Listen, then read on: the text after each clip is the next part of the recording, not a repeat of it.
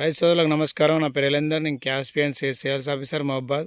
ఏంటంటే ఇక్కడ మహబాద్ దగ్గర టేకులపల్లి తండలో ఉన్న ఈదుల పూసపల్లి దగ్గర ఇక్కడ మనం మన క్యాస్పియన్ సీడ్స్ వారి 7-2-7 వేసిన రైతు దగ్గరికి ఫీల్డ్కి రావడం జరిగింది.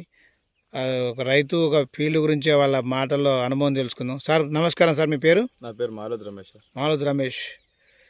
ఎంత వేసారు సార్ మొక్కజొన్న? ఈ మొక్కజొన్న ఎకరం సార్. ఎకరం వేసారు.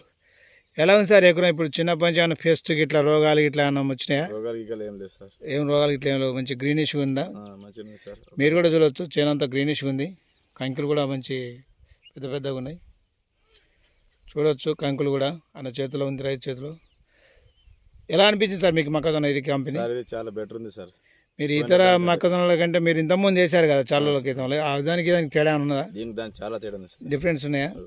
ఎలా అనిపించింది మీకు ఇది? ఇది అయితే పర్వాలేదు సార్, రైతులు వేరే వేసుకోవచ్చా? మినిమం ఎకరా 40 నుంచి పైకి వచ్చే అవకాశం ఉంది. 40 నుంచి 50 మధ్యలో వస్తుంది సార్. 40-50 మధ్యలో వస్తా. మినిమం మీకు ఎంత వస్తే మంచి తృప్తి అనిపిస్తుంది? మాకు ఇక 40 నుంచి 50 మధ్య వస్తుంది సార్. 40-42 క్వింటాలు వచ్చిందంటే అది ఎక్సలెంట్ వెరైటీ అనుకోవచ్చు.